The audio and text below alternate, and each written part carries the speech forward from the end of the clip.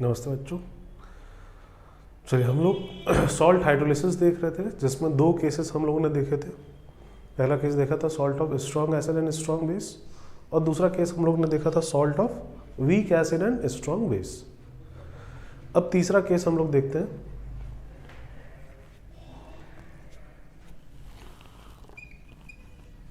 Salt of strong acid and weak base.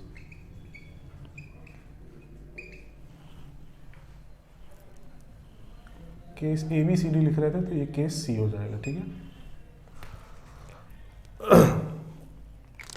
जैसे अगर इसके एग्जाम्पल्स बोले जाए, इसके एग्जाम्पल्स क्या होंगे,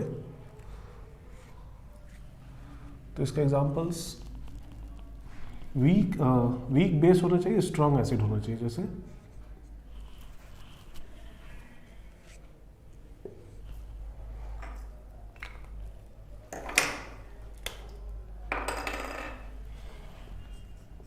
NH4Cl हो जाए, NH4 2SO4 हो जाए, NH4NO3 हो जाए, अमोनियम नाइट्रेट, या फिर C6H5NH3Cl, नहीं C6H5NH3Cl। ये कहाँ से बना है, किस एसिड से बना है, तो HCl से, और किस बेस से बना है, तो C6H5NH2 एनिलीन, एनिलीलियम क्लोराइड। ठीक है। तो इस तरह के सॉल्ट्स अगर सॉल्यूशन में प्रेजेंट हो तो क्या करेंगे, तो जैसे हम लोग एग्जांपल ले लेते हैं NH4Cl का। इसका एक्वस सॉल्यूशन है, क्वेश्चन में इसका कंसंट्रेशन C दिया है और हमें Kb दिया गया है किसका, तो NH4OH का, Kb के बराबर। NH4OH का Kb दिया गया है Kb के बराबर। ठीक है। NH4Cl एक सॉल्ट है, तो जब इसको डिसॉल्व करेंगे तो ये कंप्लीटली डिसोसिएट कर जाएगा NH4 प्लस में और Cl माइनस में। ठीक है। NH4Cl कंप्लीटली डिसोसिएट कर जाएगा NH4 प्लस में और Cl माइनस में। इसका कंसंट्रेशन C लिया गया था, तो इसका भी C हो जाएगा, इसका भी C हो जाएगा। अब ये जो NH4 प्लस आयन है, इसका हाइड्रोलिसिस होगा, नहीं, NH4 plus aqueous plus OH minus, OH minus कर रहे हैं, ये वाटर से OH माइनस लेगा और बनाएगा NH4OH एक्वस, और साथ में बनेगा H प्लस एक्वस। ठीक है।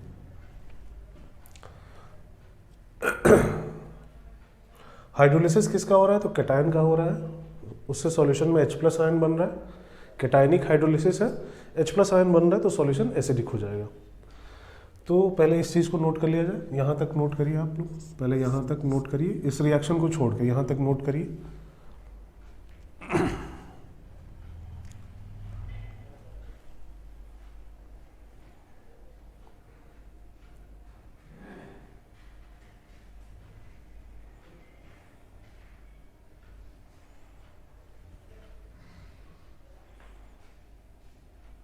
लिखिए, उसमें नोट कर लिया है, लिखिए वहाँ पे,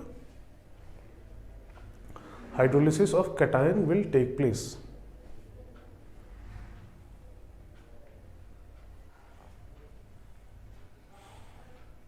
hydrolysis of cation will take place.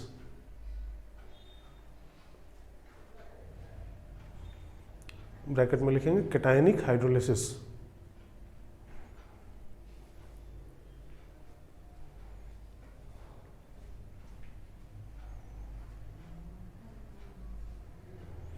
Cationic hydrolysis. H plus ions will be produced in the solution.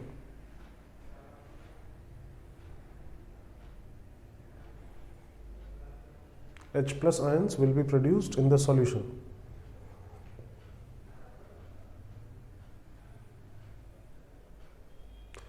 Solution will become acidic.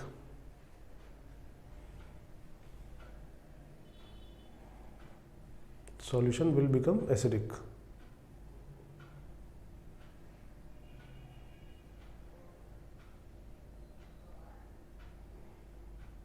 लिखा। चलिए, इसका इक्विलिब्रियम कांस्टेंट के एच कहलाएगा। t इक्वल टू 0 पे इसका कंसंट्रेशन c, जब ये प्रोसेस इक्विलिब्रियम पे पहुंचेगा तो C1 माइनस एच जैसा पहले लिख रहे थे, तो इसका कंसंट्रेशन CH और इसका भी कंसंट्रेशन CH। अगर KH का एक्सप्रेशन लिखा जाए तो KH is equal to concentration of NH4OH into concentration of H plus upon concentration of NH4 plus, ऐसा आएगा। इसी में मल्टीप्लाई कर देते हैं ऊपर नीचे OH माइनस, तो ये H plus into OH minus हो गया KW, और ये NH4 plus into OH minus upon NH4OH ये हो गया KB। लास्ट केस में जैसे KW बाई Ka आया था वैसे यहाँ पे KW बाई KB आ जाएगा, मतलब KH की वैल्यू किसके बराबर है तो KW बाई KB। तो पहला क्वेश्चन तो यही बनता है, KH की वैल्यू बताइए, तो KW बाई KB के बराबर हो जाएगा, ठीक है। अच्छा, KH को अगर C और H के टर्म्स में लिखा जाए तो इसका कंसंट्रेशन CH, इसका भी कंसंट्रेशन CH है, अपॉन में आ जाएगा C1 माइनस H, ठीक है। C कैंसिल हो जाएगा, KH इज इक्वल टू हो जाएगा CH square upon 1 minus H, KH is equal to CH square upon 1 minus H, ठीक है। जैसा पिछले केस में आया था वैसा ही, यहाँ तक नोट कर लीजिए।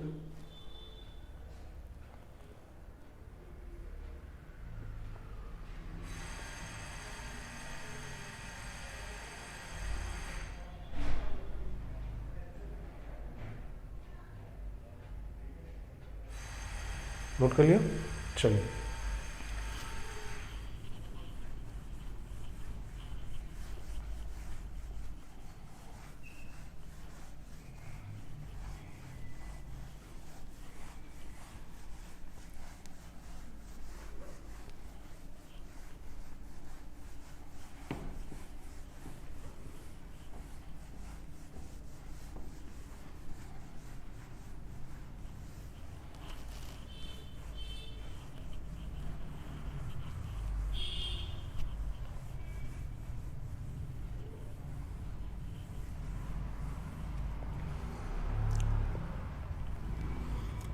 KH is equal to CH square upon 1 minus H, ऐसा आया है ना।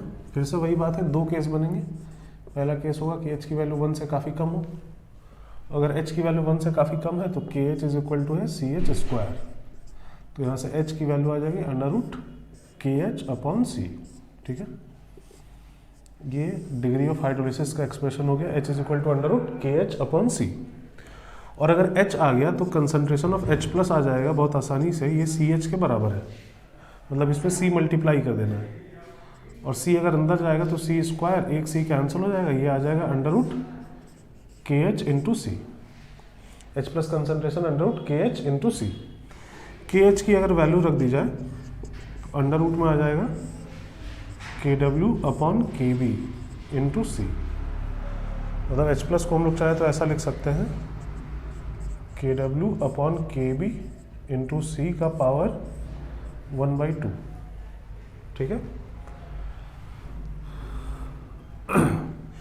अब दोनों तरफ अगर नेगेटिव लॉग ले लिया जाए तो minus log of H plus is equal to 1/2 बाहर आ जाएगा, और अगर एक्सपैंड कर दिया जाए तो माइनस लॉग KW, अच्छा KB अपॉन में है तो क्या आएगा, माइनस लॉग लिया गया है और ये माइनस आएगा तो माइनस माइनस प्लस हो जाएगा ना, तो प्लस ना लिख के उसको minus of minus log KB ही रहने देते हैं, माइनस माइनस जो प्लस होता है उसको इसी तरह रहने देते हैं, ठीक है।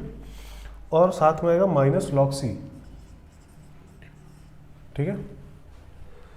तो यहाँ से अगर लिखा जाए तो PH is equal to half of, ये माइनस लॉग KW हो जाएगा PKW, और माइनस लॉग KB होगा PKB, तो minus PKB minus log C, ये हो गया इसके pH का फॉर्मूला, ठीक है। अगर H नेग्लिजिबल है तो, और H अगर नेग्लिजिबल नहीं है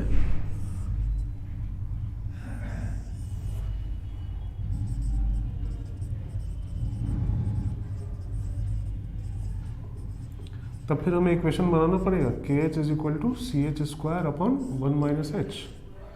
तो यहाँ से एच की वैल्यू हम लोग लिखेंगे minus K H plus under root of K H square plus 4kh into C upon 2c।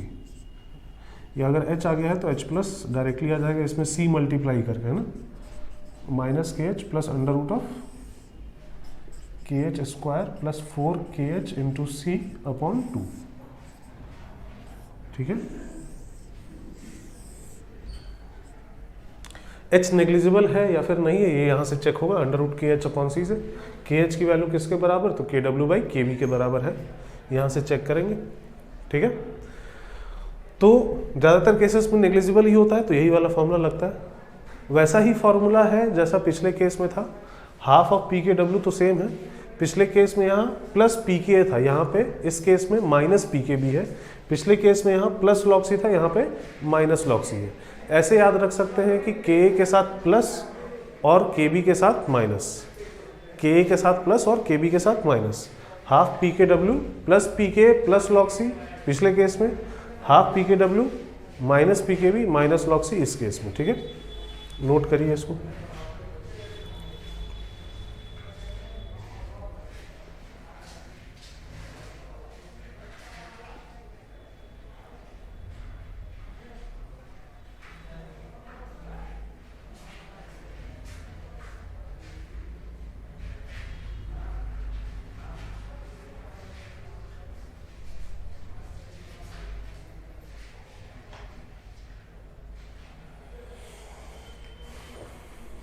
Note कर लिया। चलिए, तो ये थर्ड केस हो गया।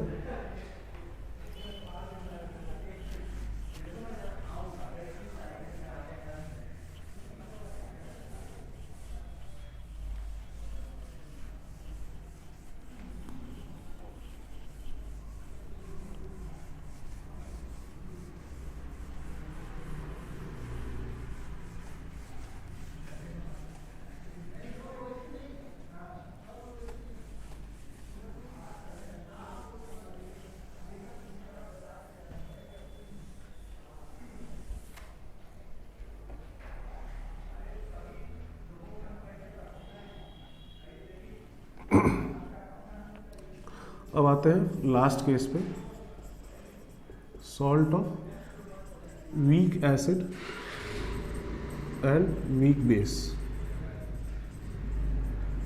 Salt of weak acid and weak base, जैसे एग्जांपल CH3CONH4 या HCONH4 या NH4CN या NH4F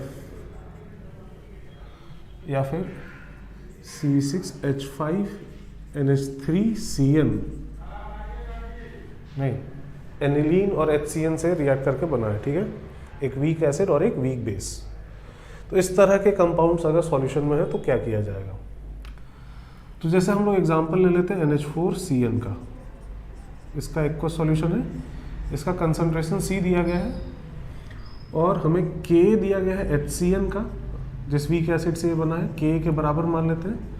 और हमें Kb दिया गया है जिस वीक बेस से बना है, किससे, तो NH4OH से, इसका Kb मान लेते हैं। ठीक है, होगा क्या कि आप NH4CN को जब डिसॉल्व करेंगे तो ये सॉल्ट है और सॉल्ट हमारे लिए स्ट्रॉन्ग इलेक्ट्रोलाइट होता है, तो ये कंप्लीटली डिसोसिएट करेगा NH4 प्लस एक्वस में और Cl माइनस एक्वस में। इसका कंसंट्रेशन हमने C लिया है तो इसका भी कंसंट्रेशन C होगा, इसका भी कंसंट्रेशन C होगा। इस बार हाइड्रोलिसिस किसका होगा, एनायन का होगा या कैटायन का होगा या दोनों का होगा, तो दोनों का ही होगा ना, ये एक वीक एसिड से आ रहा है और ये एक वीक बेस से आ रहा है, तो इस बार हाइड्रोलिसिस दोनों का होगा। NH4 प्लस आयन का हाइड्रोलिसिस होगा, इससे हमें मिलेगा NH4OH एक्वस और साथ में मिलेगा H प्लस एक्वस, इसका KH कहलाएगा KH1 और इसकी वैल्यू किसके बराबर होगी, तो KW अपॉन KB, अभी लिखे थे ना, KW अपॉन KB। दूसरा Cn माइनस का हाइड्रोलिसिस होगा, Cn minus aqueous plus water, इससे बनेगा HCN, ये वाटर से H प्लस लेगा और साथ में बनेगा OH माइनस, ये भी हम लोग देख चुके हैं, इसका के एच कहेंगे KH2 और इसकी वैल्यू किसके बराबर, तो KW/K। ठीक है, तो सॉल्यूशन कैसा होगा, सॉल्यूशन एसिडिक होगा, सॉल्यूशन न्यूट्रल होगा, सॉल्यूशन बेसिक होगा। तो बात यह है कि यहाँ पे दोनों चीज़ें प्रोड्यूस हो रही हैं, H+ भी प्रोड्यूस हो रहा है, OH- भी प्रोड्यूस हो रहा है। बट इसका मतलब ये नहीं है कि दोनों चीज़ें प्रोड्यूस हो रही है तो हम बोल देंगे कि सॉल्यूशन न्यूट्रल है। ऐसा भी तो हो सकता है कोई एक ज़्यादा प्रोड्यूस हो, कोई एक कम प्रोड्यूस हो, और अगर कोई एक ज़्यादा हो गया प्रोड्यूस तो सॉल्यूशन वैसा हो जाएगा। अब ये पता कैसे चलेगा, तो पता इससे चलेगा इक्विलिब्रियम कांस्टेंट से। जिस रिएक्शन का इक्विलिब्रियम कांस्टेंट ज़्यादा होगा वो रिएक्शन ज़्यादा जाएगी फॉरवर्ड डायरेक्शन में। कंसंट्रेशन तो हमने दोनों का सेम ही रखा है, NH4+ का जितना उतना ही Cn- का भी है। तो जिसका इक्विलिब्रियम कांस्टेंट ज़्यादा होगा वो रिएक्शन फॉरवर्ड डायरेक्शन में ज़्यादा जाएगी। तो अगर ऐसा हुआ कि K बड़ा हो गया Kb से, Ka की वैल्यू Kb से ज़्यादा हो गई, यहाँ पे अगर देखेंगे तो न्यूमरेटर में दोनों जगह Kw है, डिनोमिनेटर में एक जगह K एक जगह Kb है। अगर K बड़ा है तो ये वाली वैल्यू छोटी हो जाएगी। इस वैल्यू को छोटी होने का मतलब KH2 छोटा हो जाएगा, KH1 बड़ा हो जाएगा। अगर K ज़्यादा है Kb से, अगर K की वैल्यू ज़्यादा है Kb से तो KH1 ज़्यादा हो जाएगा KH2 से, और अगर KH1 ज़्यादा हो गया तो कौन ज़्यादा प्रोड्यूस होगा, तो H+, और H+ ज़्यादा प्रोड्यूस होगा तो सॉल्यूशन कैसा हो जाएगा, तो एसिडिक। अगर K Kb से बड़ा हुआ तो सॉल्यूशन एसिडिक हो जाएगा। अगर वही उसका उल्टा ले लेते हैं, अगर K < Kb हुआ, अगर K छोटा हुआ तो ये बड़ा हो जाएगा, इस बार KH2 बड़ा हो जाएगा तो सॉल्यूशन कैसा हो जाएगा, तो बेसिक। OH- ज़्यादा प्रोड्यूस होगा, ऐसे में सॉल्यूशन बेसिक। और अगर दोनों बराबर हो गए, अगर दोनों इक्वल हो गए तो सॉल्यूशन न्यूट्रल। समझ आ रही है बात? तो यहाँ पे हम लोग किसी सॉल्ट को देख के डायरेक्टली ये नहीं बोल सकते कि उसका सॉल्यूशन कैसा होगा, एसिडिक होगा, न्यूट्रल होगा या बेसिक होगा। उसके अलावा हमें ये इन्फॉर्मेशन होनी चाहिए कि K और Kb में क्या रिलेशन है, कौन बड़ा है कौन छोटा है। अगर ये रिलेशन हमें पता होगा तभी हम बता पाएंगे कि इसका सॉल्यूशन कैसा होना चाहिए, एसिडिक होना चाहिए या न्यूट्रल या बेसिक। ठीक है, तो पहले आप यहाँ तक नोट करिए, इस रिएक्शन तक। उसके बाद इस सब को नोट नहीं करना है, मैं कुछ लिखाऊंगा उसके बाद आगे बढ़ेंगे। ठीक है, पहले यहाँ तक नोट करिए बस।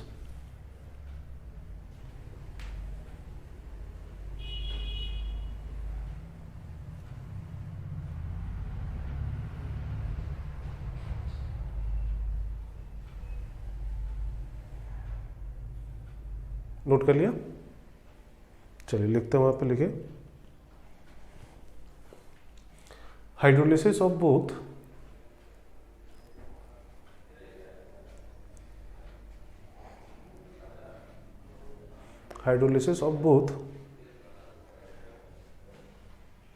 anion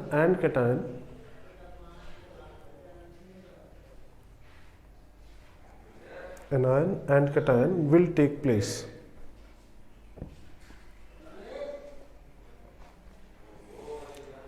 both H+ and OH-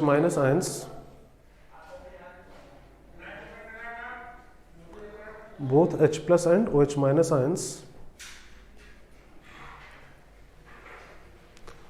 will be produced in the solution.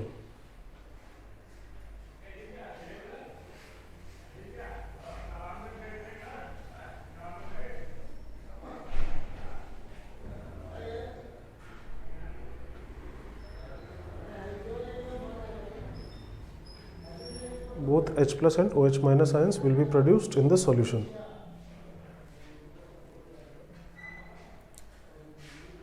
Next line में लिखेंगे फिर, if K greater than Kb,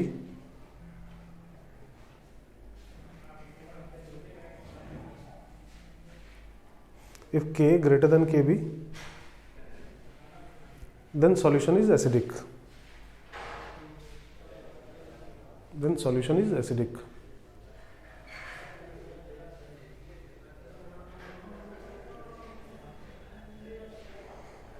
उसके नेक्स्ट लाइन में लिखेंगे, if K is less than Kb,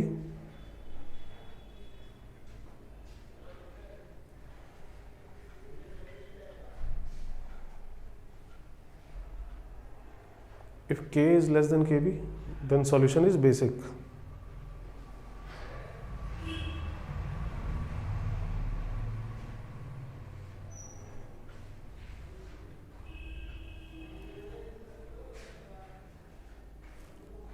फिर नेक्स्ट लाइन में लिखिए if K equals to Kb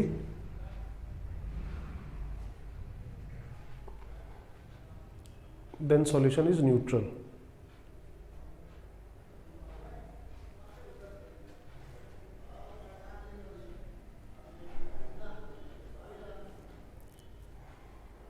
If K equals to Kb then solution is neutral.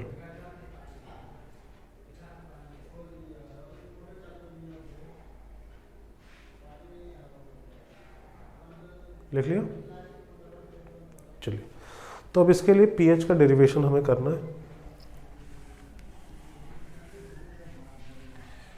है क्या चीज़ कि सॉल्यूशन में H प्लस भी बन रहा है और सॉल्यूशन में OH माइनस भी बन रहा है, ठीक है, ये दोनों चीज़ें बन रही हैं, तो ये दोनों कंबाइन करके वाटर फॉर्म करने लगेंगे। H प्लस एक्वस और OH माइनस एक्वस मिल के क्या बनाने लगेंगे, H2O। और H2O का जब डिसोसिएशन होता था H प्लस और OH माइनस में, तो उसका इक्विलिब्रियम कांस्टेंट हम लोग बोलते थे KW, तो ये रिवर्स रिएक्शन उसका है, तो इसका इक्विलिब्रियम कांस्टेंट हो जाएगा 1/KW, ठीक है, 1/KW। अगर इन तीनों रिएक्शन को ऐड कर दिया जाए तो हमें नेट रिएक्शन इसका मिलेगा। तीनों रिएक्शन को ऐड करेंगे तो इसका नेट रिएक्शन हमें मिलेगा, ठीक है। अच्छा, बात यह है कि इसका कंसंट्रेशन C है, C लिया था तो इसका कंसंट्रेशन C है, तो इसका डिग्री ऑफ हाइड्रोलिसिस अगर H1 माना जाए तो ये हो गया C1 माइनस H1, तो ये हो जाएगा CH1 और ये हो जाएगा CH1। और इसका भी कंसंट्रेशन C है, इसका डिग्री ऑफ हाइड्रोलिसिस अगर H2 माना जाए तो C1 माइनस H2, ये हो जाएगा CH2 और ये हो जाएगा CH2। ये CH1 बना है, ये CH2 बना है, बट इनमें से कुछ कुछ रिएक्ट करके वाटर बन जाएगा, है ना, तो इनका कंसंट्रेशन CH1 और CH2 नहीं बचेगा, उनमें से कुछ रिएक्ट करके वाटर बना चुका होगा, है ना। इन तीनों रिएक्शन को अगर ऐड करेंगे तो हमें नेट रिएक्शन इसका मिलेगा। नेट रिएक्शन क्या मिलेगा, अगर तीनों को ऐड कर देंगे तो इधर 2H2O है और इधर एक H2O है, एक कैंसिल हो जाएगा, एक H2O लेफ्ट साइड में बचा रह जाएगा, है ना। इधर आ जाएगा NH4 plus aqueous plus Cn minus aqueous और एक H2O इधर बचा है। अच्छा, H प्लस कैंसिल हो जाएगा, OH माइनस कैंसिल हो जाएगा। राइट साइड में क्या चीजें आ जाएंगी, तो NH4OH आ जाएगा और साथ में HCN आ जाएगा। वाटर तो कैंसिल हो ही गया है, OH माइनस कैंसिल हो गया, H प्लस कैंसिल हो गया, तो राइट साइड में यही चीजें आएंगी। तो अगर तीनों रिएक्शन को ऐड कर दिया तो उनके इक्विलिब्रियम कांस्टेंट मल्टीप्लाई हो जाएंगे, मतलब ये तीनों मल्टीप्लाई हो जाएंगे, तो एक KW कैंसिल हो जाएगा, एक KW बचेगा, तो इसका जो नेट KH है वो हम लोग कहेंगे KW upon Ka into KB। इसका जो नेट KH है वो किसके बराबर आ जाएगा, तो KW upon Ka into KB। समझ रहे बातें। उसको याद रखने का तरीका ऐसा भी है कि अगर सॉल्ट में एसिड वीक था तो KW अपॉन K, अगर सॉल्ट में बेस वीक था तो KW अपॉन KB, अगर सॉल्ट में दोनों वीक है तो KH की value KW upon K into KB दोनों आ जाएगा, K KB दोनों आ जाएगा, ठीक है। हाँ, बात आती है इनके कंसंट्रेशन की। इसका कंसंट्रेशन है C1 minus H1 NH4 plus का, या Cn माइनस का C1 माइनस H2, या इसका कितना है तो CH1, इसका कितना है तो CH2। तो एक ही इक्वेशन में दो वेरिएबल H1 और H2 रहेंगे, ठीक है। हम लोग जो इक्वेशन KH का बनाएंगे उस एक ही इक्वेशन में दो वेरिएबल H1 और H2 रहेंगे, और अगर दो वेरिएबल H1 और H2 रहेंगे तो वहाँ से सॉल्व करना हमारे लिए काफ़ी डिफिकल्ट रहेगा। तो हम लोग यहाँ पे एक अजम्पशन लेके चलते हैं, और वो अजम्पशन क्या होता है, हम लोग ये मान लेते हैं कि H1 और H2 बराबर है, ऑलमोस्ट H1 और H2 ऑलमोस्ट बराबर है, और उसकी वैल्यू को हम लोग H मान लेते हैं। ये हमारा यहाँ पे अजम्पशन होता है। बिना इस अजम्पशन के हम लोग आगे नहीं बढ़ते हैं, इस चीज़ को अज्यूम करके हम लोग चलते हैं। हालांकि ऐसा अज्यूम करना मतलब एक गलत चीज़ है। क्यों गलत चीज़ है, अगर H1 और H2 को हम लोग बराबर मान ले रहे हैं तो जितना CH1 उतना ही CH2, मतलब जितना H प्लस उतना ही OH माइनस। और अगर ऐसा मान लिए तो इसका मतलब हमने क्या मान लिया, खुद से मान लिया कि सॉल्यूशन न्यूट्रल है, बट ऐसा नहीं है, ठीक है ना। तो क्वेश्चन को सॉल्व करने के लिए, मतलब इक्वेशन डिराइव करने के लिए बस हम लोग H1 और H2 को इक्वल मान लेते हैं H के, ठीक है। मतलब इसका कंसंट्रेशन NH4 प्लस का कंसंट्रेशन कितना हो जाएगा, तो C1 माइनस H1 की जगह आप H मान लेंगे, या Cn माइनस का भी कितना हो जाएगा, तो C1 माइनस H। NH4OH का कितना हो जाएगा, तो CH, या HCN का कितना हो जाएगा, तो CH। समझ आ रही बात? चलिए इतनी चीजें वहां नोट करिए।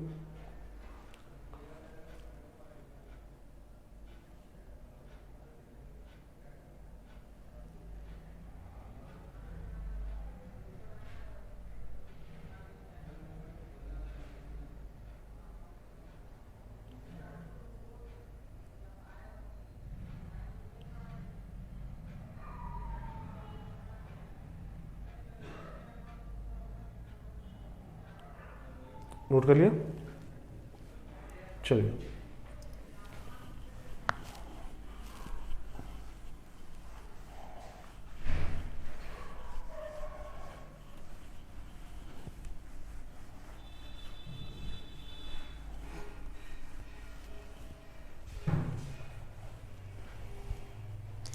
अब अगर KH का एक्सप्रेशन लिखा जाए C और H के टर्म्स में, तो इसका कंसंट्रेशन CH है, इसका भी कंसंट्रेशन CH है,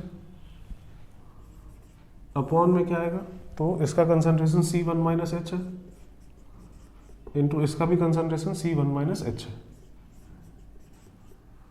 तो C और C दोनों C से कैंसिल हो जाएंगे, है ना। मतलब यहाँ पे क्या बचेगा, KH is equal to H square upon 1 minus H का स्क्वायर, मतलब H अपॉन 1 माइनस H का होल स्क्वायर, ऐसा आएगा नहीं, ठीक है। तो इससे हम लोग क्या बोल सकते हैं कि H अपॉन 1 माइनस H की वैल्यू रूट KH के बराबर, नहीं रूट KH हो जाएगा ना। तो basically H upon 1 minus H, KH की वैल्यू किसके बराबर है, तो KW upon K into KB। तो ये हो गया H upon 1 minus H under root of KW upon K into KB। ये हो गया H अपॉन 1 माइनस H, ठीक है। यहां से हम लोग डिग्री ऑफ हाइड्रोलिसिस कैलकुलेट कर सकते हैं। आपको KW पता ही होता है, अगर KB क्वेश्चन में दे दिया गया है तो इससे हम लोग डिग्री ऑफ हाइड्रोलिसिस कैलकुलेट कर लेंगे। और अगर H नेग्लिजिबल है तो H को 1 के कंपैरिजन नेग्लेक्ट कर देंगे, तो H की ही value under root KW upon K into KB के बराबर हो जाएगी, ठीक है। H तो आ गया, बट दिक्कत ये है कि H प्लस कंसंट्रेशन कैसे आएगा। क्या H प्लस कंसंट्रेशन CH1 मतलब CH के बराबर है, तो नहीं है। CH1 तो बना था, उसमें से कुछ रिएक्ट कर गया है, कितना रिएक्ट कर गया हमें नहीं पता। नहीं समझ में आ रही बात, नहीं आ रही है, कितना रिएक्ट कर गया हमें नहीं पता, तो हम लोग उसका कंसंट्रेशन CH तो नहीं ले सकते। तो इसका कंसंट्रेशन निकालना हमारे लिए थोड़ा सा डिफिकल्ट होता है। डिफिकल्ट क्या, हम लोग यहाँ डायरेक्टली नहीं निकाल के इनडायरेक्टली निकालते हैं। इनडायरेक्टली कैसे निकालते हैं, तो हमें एक बात बताइए, क्या सॉल्यूशन में HCN है या नहीं है। इस सॉल्यूशन में जो भी सॉल्यूशन हमने बनाया उसमें HCN है या फिर नहीं, तो HCN दिख रहा है आपको। इनफैक्ट इसका कंसंट्रेशन भी आपको पता है कितना, तो CH। क्या सॉल्यूशन में H प्लस है या नहीं है, बिल्कुल होगा ही होगा, उसी का कंसंट्रेशन हमें निकालना भी है। क्या सॉल्यूशन में Cn माइनस है या नहीं है, Cn माइनस भी है। कितना है Cn minus, C1 minus H के बराबर है, इसका कंसंट्रेशन C1 माइनस H है। अगर ये तीनों चीजें हैं सॉल्यूशन में, तो एक ये वाला इक्विलिब्रियम मेंटेन हो ही रहा होगा, अपने आप मेंटेन हो रहा होगा। नहीं, इसी के इक्विलिब्रियम कांस्टेंट को तो K बोला जाता है। HCN है वहां पे, H प्लस है वहां पे, Cn माइनस है वहां पे, जो कि जो तीनों चीजें एक रिवर्सिबल रिएक्शन का पार्ट है। तो ये रिवर्सिबल रिएक्शन है तो इक्विलिब्रियम पे तो रहेगा ना। इसका मतलब है कि ये रिएक्शन इक्विलिब्रियम पे होगी वहां पे, ठीक है। इसी का इक्विलिब्रियम कांस्टेंट हम लोग बोलते हैं Ka। अब इसके हेल्प से हम लोग H प्लस का कंसंट्रेशन निकालते हैं। कैसे निकालते हैं देखते हैं उसको।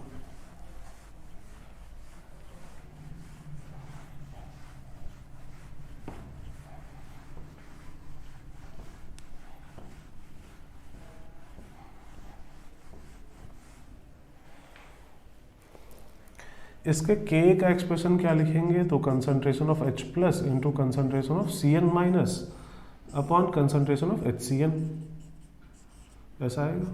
तो H प्लस कंसंट्रेशन कितना है, तो यही हमें निकालना है। Cl माइनस कंसंट्रेशन कितना है, तो C1 माइनस H के बराबर है, और अपॉन में HCN कंसंट्रेशन कितना है, तो CH के बराबर है। C और C कैंसिल हो जाएगा, H प्लस कंसंट्रेशन कितना आ जाएगा, H अपॉन 1 माइनस एच, इधर लेफ्ट साइड में आ जाएगा, नहीं H upon 1 minus H, H upon 1 minus H into के ए, ऐसा आएगा, है ना। बोलिए कोई दिक्कत।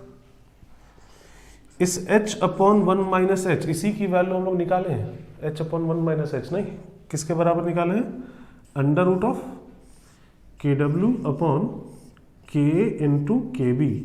तो H अपॉन 1 माइनस एच की जगह ये रख दिया, और यहाँ के एक है बाहर, तो H प्लस कंसंट्रेशन इसके बराबर। अगर के को अंदर ले जाए तो के स्क्वायर होगा, एक के कैंसिल हो जाएगा, एक के बचा रह जाएगा। तो यहाँ से H प्लस कंसंट्रेशन को क्या लिखा जा सकता है, के डब्ल्यू इंटू के अपॉन में आएगा के बी, और whole raise to the power 1/2। के H plus concentration is equal to K W into K upon K B whole raise to the power 1/2। अब इसका नेगेटिव लॉग ले लिया जाए तो पीएच आ जाएगा, पीएच इज इक्वल टू 1/2 तो बाहर आ जाएगा, minus log K W minus log K A, और minus minus plus log K B हो जाएगा। तो प्लस ना लिख के minus of minus log K B ऐसा लिख देते हैं। तो pH is equal to half of, ये हो गया पी के डब्ल्यू, ये हो गया पी के, तो माइनस लॉग के पी के बराबर है, तो प्लस में आ जाएगा पी के ए, और ये माइनस लॉग के भी पी के बी के बराबर है, तो माइनस पी के बी। तो ये हो गया पीएच का फॉर्मूला, ठीक है। PH is equal to half of P K W plus P K minus P K B. और खास बात यह है कि ये पीएच का जो फॉर्मूला हमने लिखा है, इस फॉर्मूले के लिए हमने ये नहीं देखा कि H नेग्लिजिबल है या फिर नहीं है। बाकी दोनों केस पे पिछले में जो हम लोग फार्मूला लिख रहे थे इस तरीके का, उसमें हम लोग ये देख रहे थे कि H नेग्लिजिबल है या नहीं है। H नेग्लिजिबल होता था तब इस टाइप का फॉर्मूला आता था, अगर H नेग्लिजिबल नहीं होता था तब तो हम लोग क्वाड्रेटिक टाइप का लिख देते थे, है ना। तो H नेग्लिजिबल है या नहीं है इस बात से यहाँ पे फर्क नहीं पड़ता है, यहाँ पे फॉर्मूला यही रहेगा, ठीक है। समझ आ रही बातें, चलिए नोट करिए इन सब चीज़ों को।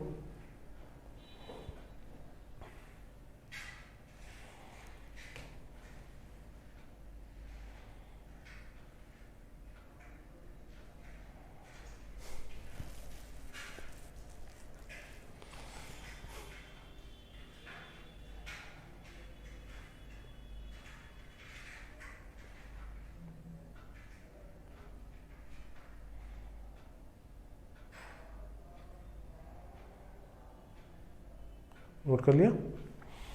चलिए, तो फॉर्मूला लगभग तीनों जगह सेम टाइप का ही है।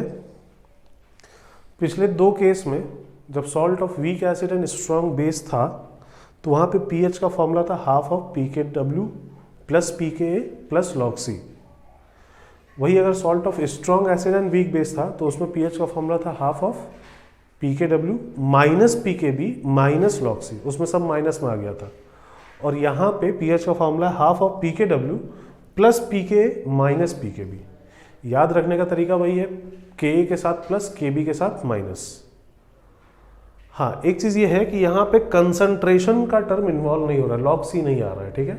मतलब इस तरह के सॉल्ट के लिए उनका जो पीएच है वो कंसंट्रेशन पे डिपेंड नहीं करता है।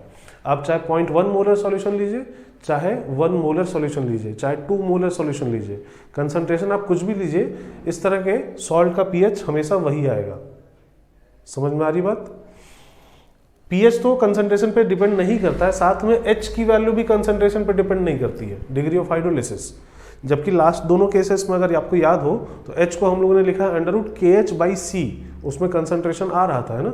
तो उन दोनों केसेस में एच की वैल्यू कंसंट्रेशन पे डिपेंड करती है, बट यहाँ पे एच की वैल्यू भी कंसंट्रेशन पे डिपेंड नहीं करती है। तो फॉर्मूला तीनों के लिए अलग अलग याद रखेंगे तब जाके हम लोग क्वेश्चन सॉल्व कर पाएंगे। फॉर्मूले सिमिलर जैसे हैं, एक ही टाइप के हैं, कन्फ्यूज़न हुआ तो फिर गड़बड़ हो जाएगी। कन्फ्यूज़न नहीं होना चाहिए, अच्छे से तीनों के लिए अलग अलग फॉर्मूले याद होने चाहिए, और अगर याद रहेंगे तब फिर क्वेश्चन हम लोग आसानी से सॉल्व कर पाएंगे, ठीक है। एक दो क्वेश्चन हम लोग करने की कोशिश करते हैं सॉल्ट हाइड्रोलिसिस पे बेस्ड। इन सबको नोट कर लिया है? अगर नहीं नोट किया तो पॉज करके नोट कर लीजिए। नोट कर लिया? चलिए,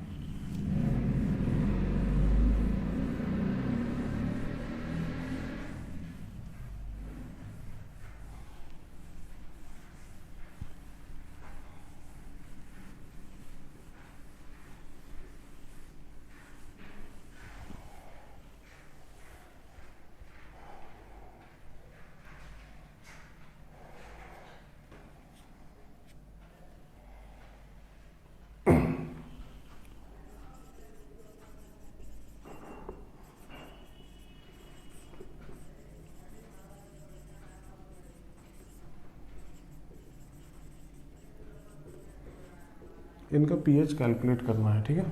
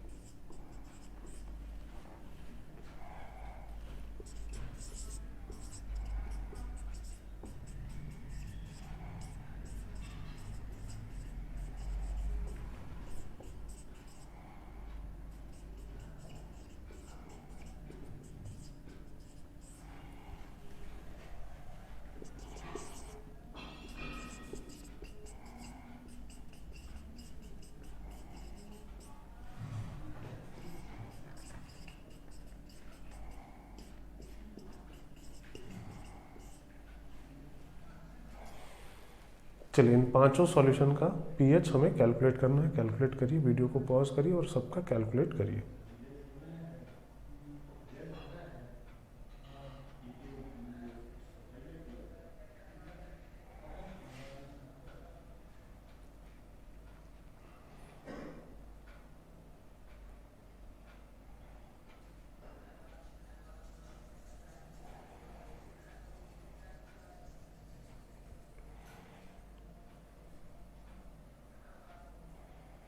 कर लिया कैलकुलेट?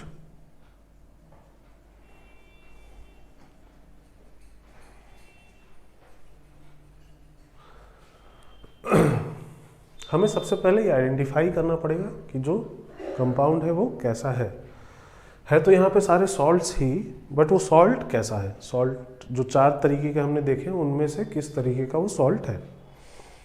जैसे सबसे पहले वाले की अगर बात की जाए Na2SO4, तो ये सॉल्ट ऑफ किस एसिड से बना है? H2SO4 strong acid. और किस बेस से बना है? NaOH, तो स्ट्रॉन्ग बेस। तो ये हो गया salt of strong acid and strong base. Salt of strong acid and strong base. तो इसके लिए तो हम लोगों ने पढ़ा है ना कि इसका सॉल्यूशन न्यूट्रल होता है, तो इसका पीएच कितना हो जाएगा? 7। कुछ निकालने की जरूरत ही नहीं है हमें, है ना। इसका पीएच डायरेक्टली कितना हो जाएगा? 7, ठीक है ना। चलिए अब दूसरे केस पे आते हैं। ये किस एसिड से बना है? तो HF। HF कैसा एसिड है? तो वीक एसिड है। और ये किस बेस से बना है? तो NaOH। NaOH कैसा बेस है? तो वीक बेस है। ये स्ट्रॉन्ग बेस है, स्ट्रॉन्ग बेस है ना। तो HF weak acid, NaOH strong base. तो ये salt of weak acid and strong base. Weak acid strong base. तो इसके लिए पीएच का फॉर्मूला तो पता है हमें, बट एक बार एक चीज चेक करनी चाहिए कि क्या H नेग्लिजिबल है या फिर नहीं है। तो H की वैल्यू किसके बराबर है? तो √KH/C। और KH किसके बराबर होता था? तो KW/Ka। तो ये हो गया 10⁻⁻14 अपॉन Ka कितना दिया 10⁻⁻6, ये हो गया 10⁻⁻8। और h अगर अब निकाला जाए तो h हो गया under root of 10⁻⁻8 upon 10⁻⁻1 kh upon c। तो ये 10⁻⁻7 का स्क्वायर रूट 10⁻⁻3 से छोटा ही होगा नहीं, 10⁻⁻3.5, ठीक है ना। तो ये नेग्लिजिबल हुआ नहीं हुआ, ये वैल्यू नेग्लिजिबल है। और अगर नेग्लिजिबल है तो इसके pH का formula half of pKw plus pKa plus log C। तो ये कितना हो जाएगा, तो हाफ ऑफ pKw होता है 14 प्लस pKa, Ka की वैल्यू अगर 10⁻⁻6 है तो pKa कितना हो जाएगा, तो 6 हो जाएगा। और log के अंदर कंसंट्रेशन कितना हो जाएगा, तो 0.1 हो जाएगा। log 0.1 -1 हो जाएगा नहीं, log 0.1 की वैल्यू -1, तो 14 प्लस 6 20 -1 19/2, 19/2 कितना हो गया 9.5। तो इसका pH आ गया 9.5। समझ आ रही बात। तो सेकंड वाले केस में pH आ गया 9.5। अगर आया है ऐसा आंसर तो ठीक है, नहीं आया है तो इसको नोट कर लीजिए वहां पे, फिर अगला सॉल्व करेंगे।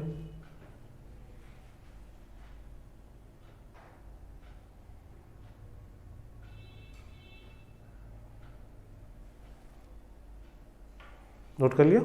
चलिए थर्ड केस में भी h तो इतना ही होता था अंडर रूट KH/C। हाँ, बस यहाँ KH कितना होता था। एक्चुअली ये थर्ड केस में सॉल्ट कैसा है, salt of HBr strong acid है, NH4OH वीक बेस है, तो salt of strong acid and weak base. तो इसका KH होता था KW अपॉन KB। KW है 10⁻⁻14 और KB कितना है, तो 10⁻⁻5। तो ये कितना हो गया, तो 10⁻⁻9। तो h अगर अब निकाला जाए तो 10⁻⁻9 अपॉन 10⁻⁻1 का स्क्वायर रूट, ये हो जाएगा 10⁻⁻8 का स्क्वायर रूट 10⁻⁻4। नेग्लिजिबल है। तो इसके pH का फॉर्मूला होता था salt of strong acid and weak base. इसके pH का फॉर्मूला होता था pKw, half of pKw minus pKb minus log C, ऐसा आता था। तो ये हो जाएगा pH is equal to half of pKw है 14, pKb, KB है 10⁻⁻5, तो pKb कितना हो गया, तो 5 माइनस log ऑफ 0.1, तो 14 माइनस 5 9 हो गया। और log ऑफ 0.1 कितना हो गया, तो -1, तो माइनस माइनस मिलके प्लस, तो 9 + 1 10, 10/2 मतलब 5। तो इसका pH आ गया 5। समझ आ रही है बात। तो इस सॉल्यूशन का pH हो गया 5। इसको नोट करना चाहे नोट कर लीजिए, वीडियो पॉज करके।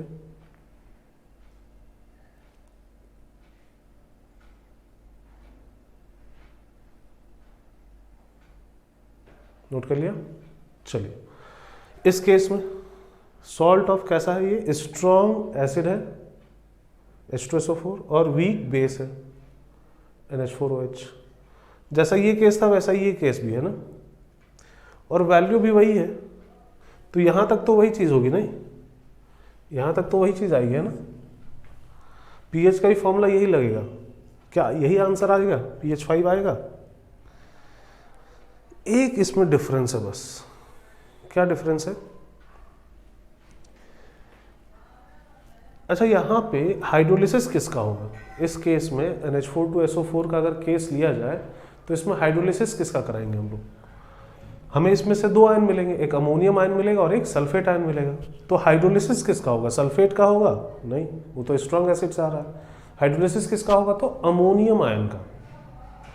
और अमोनियम आयन का कंसंट्रेशन 0.1 नहीं होगा फिर, क्यों, क्योंकि इसके एक मॉलिक्यूल से हमें 2 अमोनियम आयन मिलेंगे, तो उसका कंसंट्रेशन कितना हो जाएगा, 0.2 हो जाएगा, ना कि 0.1। समझ आ रही है बात, नहीं आ रही है। इसका कंसंट्रेशन 0.2 हो जाएगा और इसी का हाइड्रोलिसिस होना है, तो कंसंट्रेशन हमें यहाँ पे 0.1 ना यूज करके कितना यूज करना चाहिए, 0.2। समझ रहे हैं, नहीं समझ रहे हैं। हमें कंसंट्रेशन यहाँ कितना यूज करना चाहिए, 0.2। कोई दिक्कत? इसको अब सॉल्व करना है अगर, तो ये तो 9 हो गया, 9 माइनस log ऑफ 0.2, तो इसको log 2/10 लिख दीजिए, log 2/10 और पूरे का हाफ, log इसको कर दीजिए माइनस log 2, माइनस माइनस मतलब प्लस log 10, इसका हाफ, log 10 1 हो गया, 9 + 1 10 हो गया, 10 माइनस log 2 है 0.3, 10 माइनस 0.3 मतलब 9.7/2, 9.7/2, समझ रहे नहीं? तो ये कितना हो जाएगा, 4.85, इसका pH 4.85 ना कि 5। कंसंट्रेशन हमें जिसका हाइड्रोलिसिस हो रहा है उसका लेना है, ना कि सॉल्ट का, ठीक है? इतना सा ध्यान रखिएगा। चलिए नोट कर लीजिए इसको।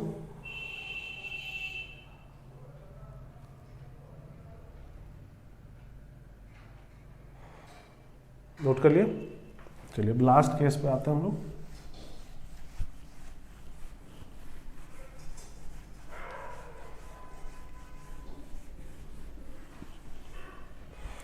ये कैसा सॉल्ट है? तो salt of weak acid and strong base, week acid and strong base. तो इसके लिए KH होता है KW/Ka, तो ये 10⁻⁻14 अपॉन 10⁻, सॉरी K है 10⁻⁻12, मतलब ये हो गया 10⁻⁻2। तो H अगर चेक किया जाए तो √KH/C और कंसंट्रेशन है 10⁻⁻2, तो ये तो 1 आ गया। तो क्या H1 हो जाएगा? नहीं, ये गलत है। क्यों गलत है? क्योंकि H यहाँ से अब हमें निकालना ही नहीं चाहिए था। H हमें कहाँ से निकालना चाहिए था? क्वाड्रेटिक वाले से। ये नेग्लिजिबल नहीं आ रहा है यहाँ से, तो H अब हमें कहाँ से निकालना चाहिए था? क्वाड्रेटिक वाले से। समझ रहे हैं बात? नहीं। तो अब हमें pH कैलकुलेट करना है, तो H निकाल के करेंगे क्या हम लोग? डायरेक्टली क्या निकालें? हाइड्रोलिसिस किसका होगा? Cn- का। तो Cn- का हाइड्रोलिसिस से क्या क्या चीजें बनेंगी? तो HCN बनेगा और OH- बनेगा। नहीं, तो हमें डायरेक्टली OH- का कंसंट्रेशन पता चल जाएगा। क्या? -KH plus √KH² plus 4KH × C / 2। इसमें अपॉन में बस 2 होता था, है ना? यहाँ वैल्यूज रख दीजिए। KH हमने निकाला, ये 10⁻⁻2 प्लस √10⁻⁻4 हो जाएगा ये, प्लस 4 × KH है 10⁻⁻2 और C भी है 10⁻⁻2, तो ये 10⁻⁻4 डिवाइडेड बाई 2 ऐसा आएगा, है ना? तो क्या होगा यहाँ पे? यहाँ √5 हो जाएगा ना, √5 और 10⁻⁻2 बाहर आ जाएगा, minus of 10⁻⁻2 divided by 2। √5 approximately 2.2 होता है, तो 2.2 - 1 मतलब 1.2, 1.2 डिवाइडेड बाई 2 मतलब 0.6 × 10⁻⁻2। तो इसको चाहे तो ऐसा लिख सकते हैं 6 × 10⁻⁻3। ये आ गया कंसंट्रेशन ऑफ OH-। तो कंसंट्रेशन H+ का आ जाएगा, KW कंसंट्रेशन ऑफ OH-। मतलब H+ कंसंट्रेशन कितना हो जाएगा? तो 10⁻⁻14 डिवाइडेड बाई 6 × 10⁻⁻3, मतलब H+ कंसंट्रेशन हो जाएगा 1/6 × 10⁻⁻11। तो pH लिखा जा सकता है, pH हो जाएगा 11 माइनस log ऑफ 1/6। तो इसको अगर अलग अलग कर दिया जाए, minus log 1 minus minus plus log 6, log 1 0 हो गया, तो 11 प्लस log 6, और log 6 की वैल्यू होती है 0.778, तो ये हो गया 11.778। समझ आ रहा है इतना? तो इस तरीके से इसका pH आएगा, ठीक है? तो अब ये सॉल्ट हाइड्रोलिसिस वाला केस क्लियर हो गया है, मुझे लग रहा है ऐसा क्लियर हो गया होगा, है ना? चलिए, तो आज के लेक्चर में हम लोग यहीं तक देखते हैं। अब इस पे बेस्ड आप लोग असाइनमेंट लगाइएगा और हम लोग यहीं तक देखते हैं। इसके आगे फिर अब हम लोग अपने नेक्स्ट लेक्चर में देखेंगे, ठीक है? सॉल्ट हाइड्रोलिसिस में 1-2 चीज़ें और हैं, उनको देखा जाएगा, ठीक है? लेकिन वो अपने नेक्स्ट लेक्चर में। आज के लेक्चर में अब हम लोग यहीं तक कंप्लीट करते हैं, ठीक है। Thank you.